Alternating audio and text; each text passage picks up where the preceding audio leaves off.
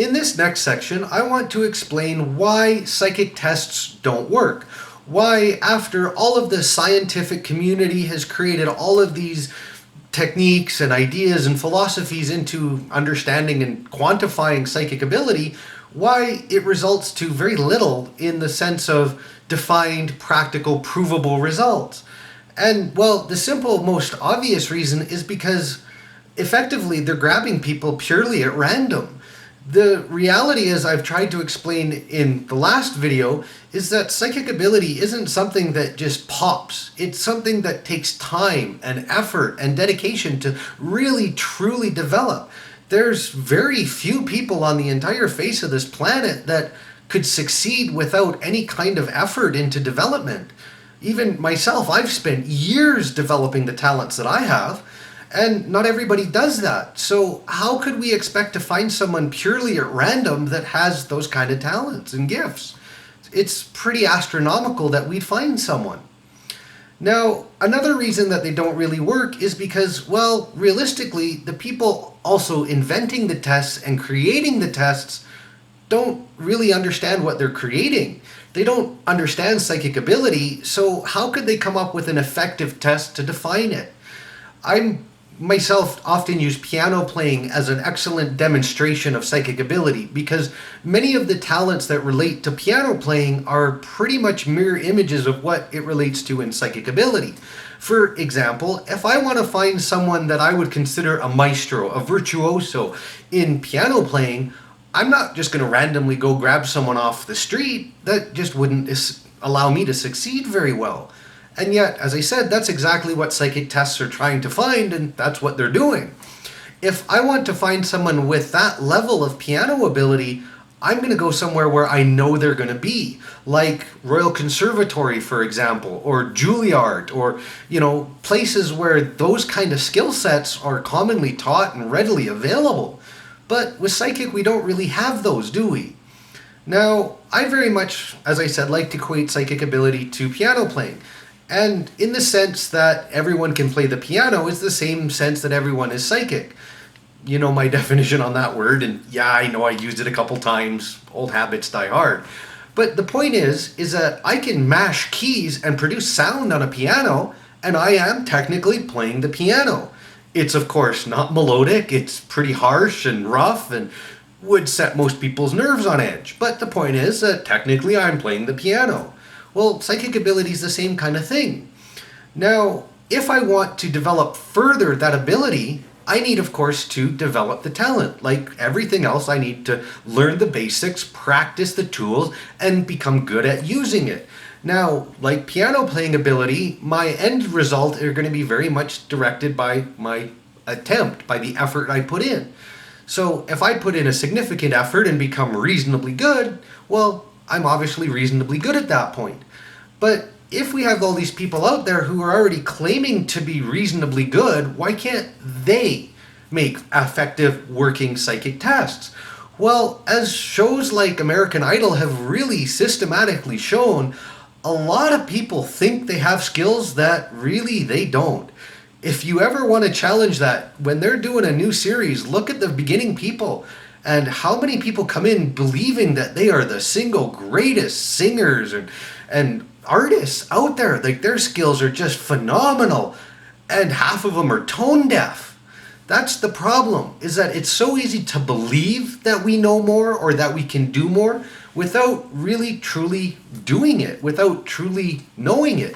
And shows like American Idol, as an example, are great for that reason, because they are systematically showing people reality. In that case, it truly is reality TV, unlike some of the others. So the point is that if I want to have a skill, I need to develop the skill. If I want to learn how to find the skill in others, I need to first figure out the skill and how it works. So as I was saying, back to the piano playing analogy, if I wanted to find someone on the street that plays the piano, I'm not necessarily just going to ask, can you play the piano? Because some people will, of course, say at all the different levels. Someone that's just learning, someone that's a virtuoso, all are going to say, yes, they can play the piano. That's not enough. So what I need to come up with a basic test. Now, with piano playing ability, that's fairly simple. I can bring a piano and a piece of sheet music. And if you can play it, obviously you have the right skill. But we can't do that with psychic because there's no understanding. But more importantly, looking at the pieces, where did that piece of music come from?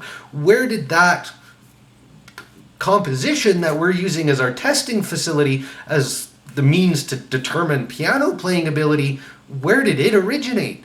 And the reality is it originated with someone who has even greater skill. After all, the ability to write music is very different than the ability to play music. It requires a whole different set of skills, and more often than not, much better skills, because you need to understand things to a much deeper and richer level. So what that means is that if I really truly want to create a test that can define psychic ability, I not only need to be really good at it, I need to fully grasp and understand the nuances of it. I need to grasp how it works. And the simple reality is most of the so-called experts out there don't have that kind of knowledge. They might know what works for them, and that's about it. So we simply don't have enough information to create effective, accurate tests of psychic ability. In point of fact, if we really truly wanted to create a test to see if someone's got psychic ability, it would have to be an incredibly lengthy test, because we can't single out one specific talent and say, well, that's psychic, right? We have to define all of the abilities, so we would need to include everything. Now, I'm not going to go into what those are because that's for later, but as we go and you get into the abilities themselves, you can see how many there are, how many raw talents there are, how many other talents that associate there are. And I mean, the numbers are just astronomical. So if I really truly want to create a test that defines that ability, I need to first deal with the whole reality of what's out there. Unlike piano playing ability, I can't just define the test in simple terms. I need to go bigger.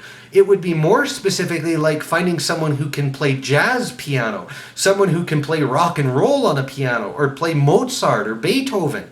All, although very similar, are completely different skills. The timings is different, the rhythm is different, everything is different.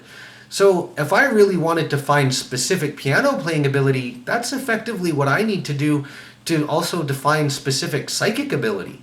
So to do that is not the same as finding psychic ability, then you're finding a very specific talent. If I want to find a telekinetic, it doesn't matter if they're clairvoyant or intuitive, that's not what I'm after. And the sad reality is that is what most of the tests are doing. They're testing one ability that people don't really understand to define all of them. And it just doesn't work that way. So the point of all of this is the fact that the simple reality is that we don't have effective tests because we really don't have effective understanding. And until we do, we can't create an effective test. So a lot of the stuff out there and a lot of the tricks and tools and techniques that people are using, don't buy into them. It has nothing to do with whether you have psychic ability or not. It has no correlation at all. It's just one person's opinion on what is or isn't when they really, truly, probably don't even have a clue themselves. So hopefully that will help you understand why those psychic tests don't work, but more importantly, will also help you to understand why all these so-called experts aren't really helping to create a lot of this other stuff. You know, like I said, just look at American Idol and you can see how many people think they're the greatest thing and yet have virtually no, if any, skill at all. So hopefully that'll give you something to think about. See you soon.